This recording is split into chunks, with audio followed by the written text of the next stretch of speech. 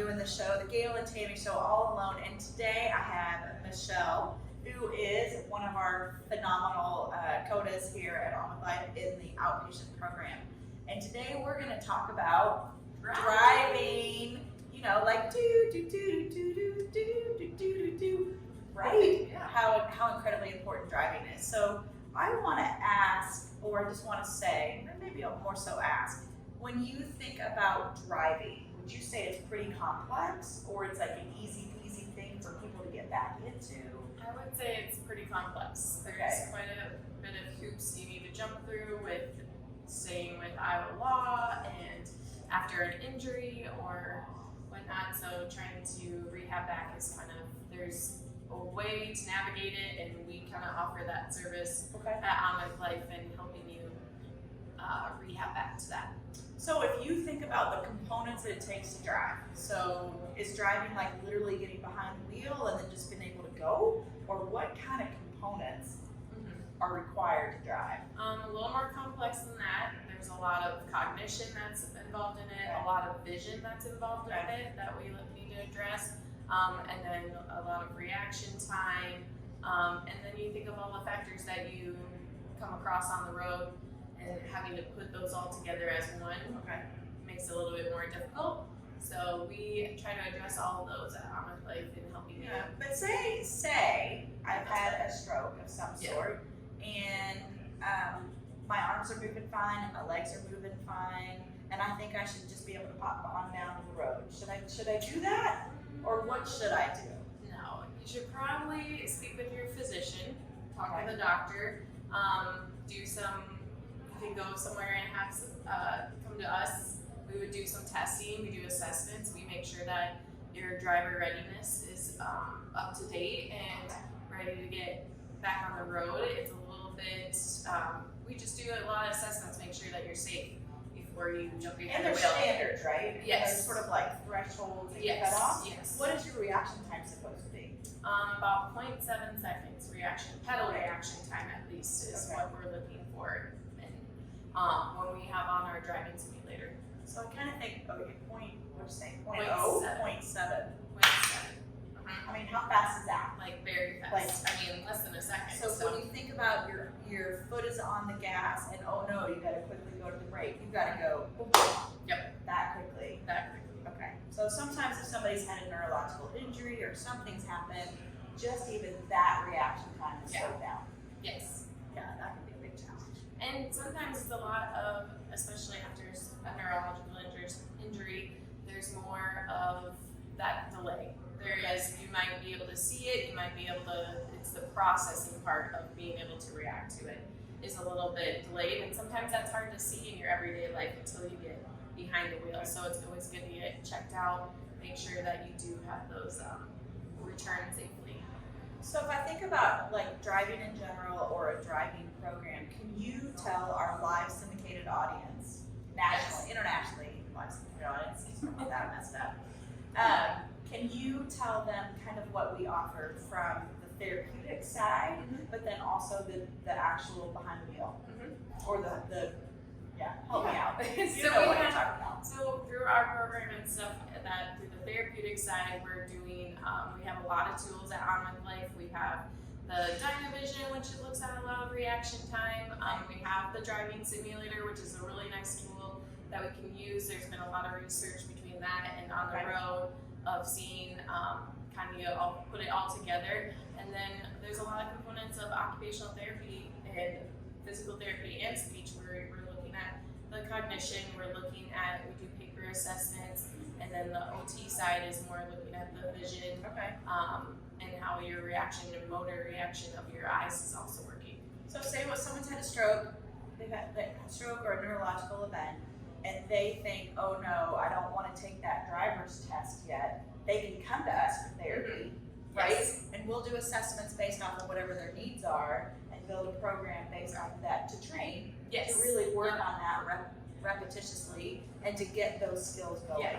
It's like any other muscle and stuff, we're kind of doing those different exercises to kind of fine tune them, tighten it up, make sure that you're ready when you do have to go take a test at the DOT and whatnot. So, And then we also do offer that on the road if we think it's appropriate, that we have our own vehicle. We do those in-clinic portions where we would retest all of those, and then if we think it's appropriate, then we take you on the road and do a route around to Ankeny here, where we look at you live in action, how you would do, and in the safest way possible.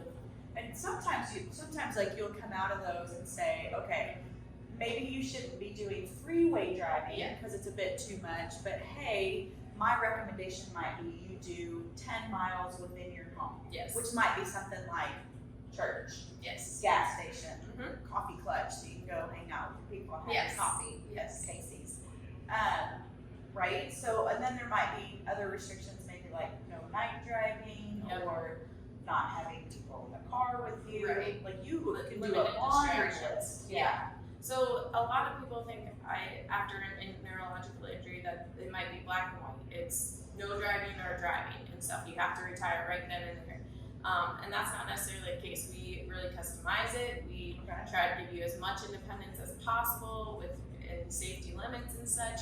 So we'll give a report back to your physician that's very, very thorough. It gives you gives them some guidelines, since we were kind of their eyes on evaluating you, what you can do to get back on the road and get that independence back with those potential restrictions, or we give recommendations too and stuff just to keep you safe as well. We try to kind of include family members, get an idea of what your needs are within the community, and then basing our eval off of that as well. So I think like two things that I think that we need to talk about is therapy is covered by insurance. So when we do that therapeutic component, covered by Medicare, Medicaid, any of our other insurance companies. When you talk about the behind the wheel, the actual test of the behind the wheel, that's a cash program because it's a one-time assessment. It's $350. So it's $350, and the things that have to be done prior to that is you have to have a doctor's order, referral, something else, vision screen within the last year, and then a valid driver's license. A valid driver's license. We've run into this a lot when people come to us and they want to get their driving retested and they don't have a valid driver's license. So make sure your driver's license is valid. And if, let's say yours has been suspended for whatever reason, there's definitely ways that we can work with the DOT to get a permit in order for us to do the eval. The cash program on that. On that portion of it. So we can address it, the therapeutic side and stuff, and then recommend on the road the cash program and stuff that we would be able to actually give to your doctor, and you would have that. That's usually what we use for the medical clearance part of it and stuff, because sometimes after a neurological injury, then you are facing the portion of having to get medical clearance in order to keep your license. And I would say probably like watching people in the clinic, I feel like those who have come in and they have had therapy before. Yes. And we've worked on training, we've worked on those skills. Then the recommendation of going behind the wheel, it works that much better rather than thinking, I'm just going to come in and get that, but what if they don't pass, per se. I think the other thing to talk about too, or just mention, is that when you are done with your evaluation, you're just making a recommendation. We don't say anything. So what happens? What's the doctor's responsibility? So the doctor's responsibility in the state of Iowa is that they don't have to technically report to the DOT and stuff unless there's a concern. So if we gave them the recommendation of the restriction, or we have certain specific recommendations, they do have to sign off on it. Then if there is a need, there's a new restriction that needs to maybe go on your license and stuff, but that at least helps you keep your license. Correct. Then they would have to report that to the DOT. Okay. So really it's out of our hands other than the recommendations. The recommendations and going through those thorough evaluations and based off of those standards. Yes, for sure. Well, thank you so much for being with us, me, us, Tammy, Gail, today, since Tammy couldn't be with us. But I think it's super helpful to think about, driving and how important driving is. Like we have people that walk in and they say, I want to work, I want to walk, and I want to drive. And all three of those are really, really high complex things. But there's things that we definitely address it on with life. So if you have any questions, they can call. Do you know what our number is? Yes. Oh my goodness, I'm gonna have to say it by myself. Call 515-289-9696, and we would be happy to talk to you about anything related to driving, getting any referral, whatever you might need. We'd be happy to talk to people about that. So did you hear that number? 515-289-9696. She'll get there. It's okay. She's new. It's fine. Anyway, it's Gail, and then hold on, Tammy